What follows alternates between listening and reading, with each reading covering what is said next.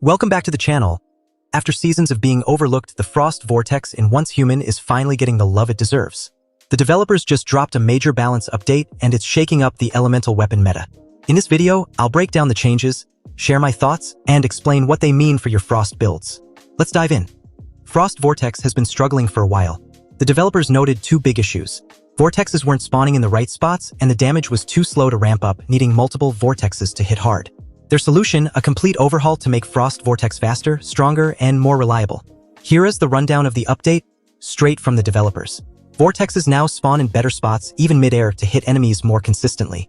The mid-air spawning is awesome, especially if you're using the Covert Walker shirt, which already pulls enemies mid-air.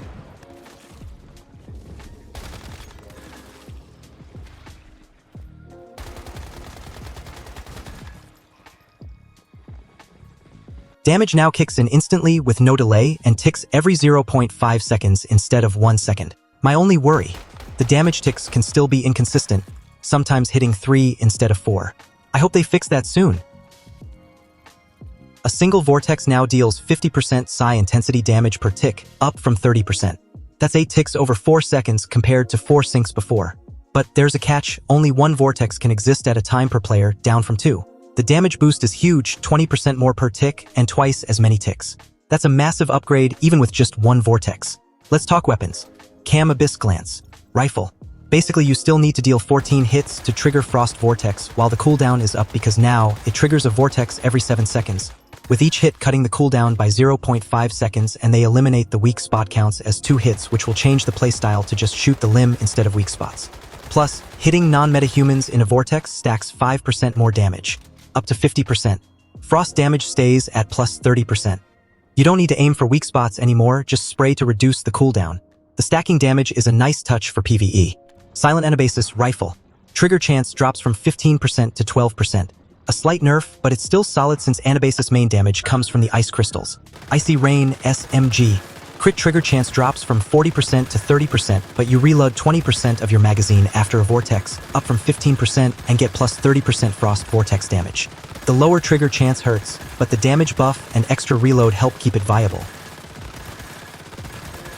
The Frost Tactical Vest now has ice spikes dealing 120% PSI intensity damage, up from 100%.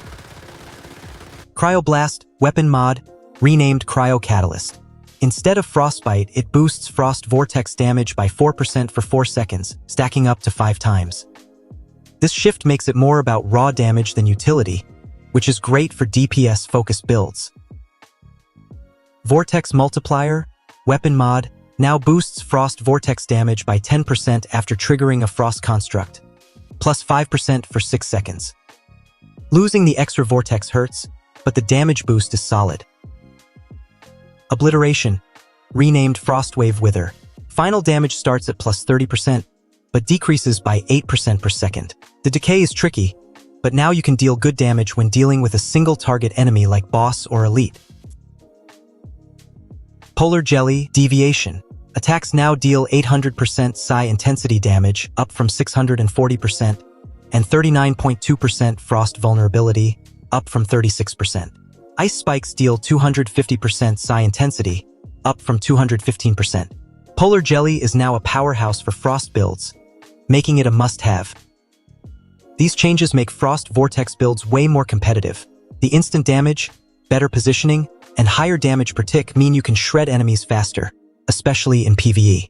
The trade-off is fewer vortexes, so you'll need to be strategic. That's the Frost Vortex update. It's a big step up, making Frost builds feel fresh and powerful. Try these changes out, and let me know in the comments how they're working for you. Thanks for watching.